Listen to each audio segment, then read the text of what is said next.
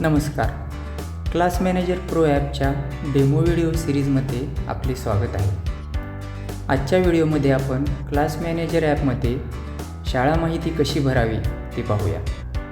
Class manager app install केल्यानंतर सुरुवातीला येणाऱ्या वेलकम स्क्रीनवर अशा प्रकारे भाषा निवडून पुढे किंवा कंटिन्यू बटनवर क्लिक केल्यानंतर आपल्यासमोर डेटा सेटअप स्क्रीन दिसेल. या स्क्रीनमधील डेमो डेटासह वापरून पहा या पर्यायाद्वारे ॲपमधील बिल्ट इन डेमो डेटा वापरून ॲपच्या सर्व फीचर्सची ट्रायल कशी घ्यावी याची सविस्तर माहिती आपण पूर्वीच्या व्हिडिओमध्ये घेतली आहे.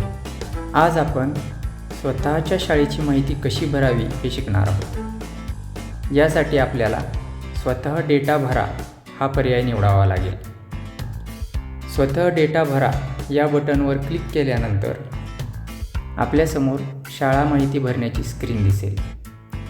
यात शाळेचे नाव, UDIS व संपूर्ण पत्ता ही माहिती भरणे अनिवार्य आहे. त्याखालील पर्यायी तपशील या लेबलसमोरील ड्रॉपडाऊनवर क्लिक केल्यानंतर तुम्हाला पर्यायी शाळा माहिती भरण्यासाठी टेक्स्ट फील्ड दिसतील. यामध्ये शाळेची इतर माहिती तुम्ही भरू शकता.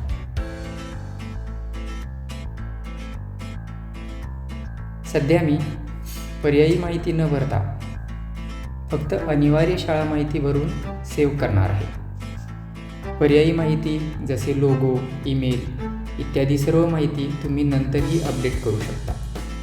या डेमो व्हिडिओमध्ये मी अनिवार्य शाळा माहिती भरण्यासाठी काल्पनिक डमी डाटा वापरणार आहे. याच शाळा माहिती स्क्रीनवर खालच्या बाजूला शाळा सेव्ह करा बटनवर क्लिक करून ही माहिती आपण सेव्ह करणार आहोत. शाळा माहिती सेव्ह करा या बटनखाली आपणास डेटाबेस पुनर्स्थापित करा हे बटन दिसत आहे. हे एक प्रो फीचर आहे.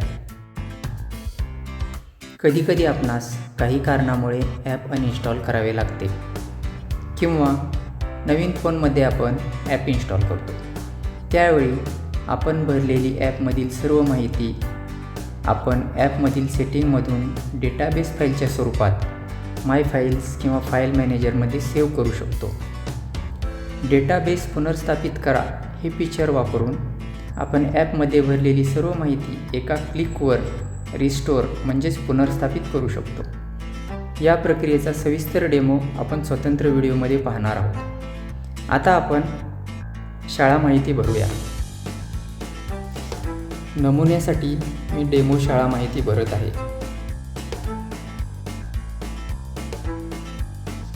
यानंतर आपण UDIS कोड टाकूया. 11 अंकी UDIS कोड टाकल्यानंतर आपण तिसरी अनिवार्य माहिती म्हणजे शाळेचा पत्ता टाकूया. तिन्ही अनिवार्य माहिती भरल्यानंतर आता आपण भरलेली शाळा माहिती सेव्ह करूया. यासाठी शाळा सेव्ह करा या बटनवर क्लिक करूया. बटन क्लिक केल्यानंतर शाळेची माहिती यशस्वीरित्या सेव्ह झाली आहे असा मेसेज दिसेल आणि तुमच्यासमोर मुख्य स्क्रीन दिसेल.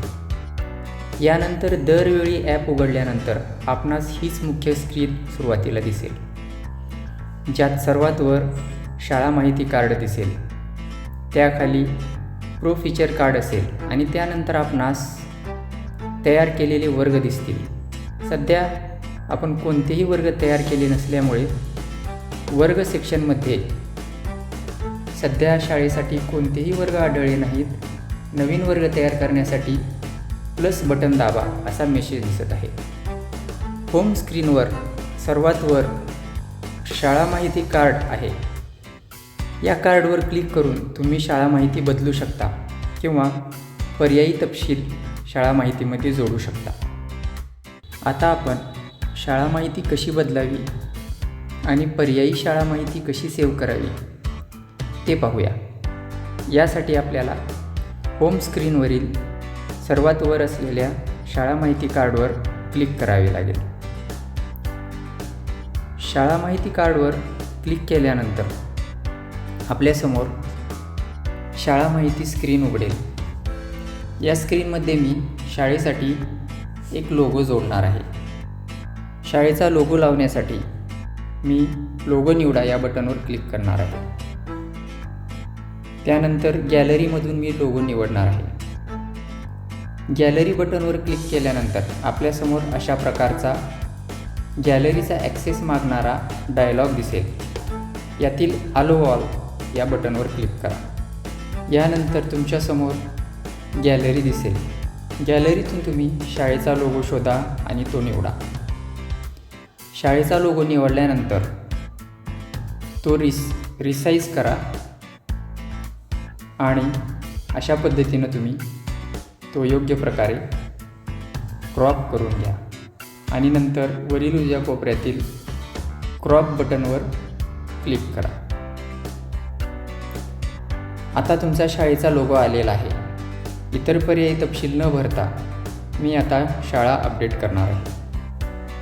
आपल्या शाळेचा लोगो आता शाळा माहिती कार्डवर आपणास दिसत आहे. अशा पद्धतीने आपण शाळा माहिती अपडेट करू शकतो. धन्यवाद.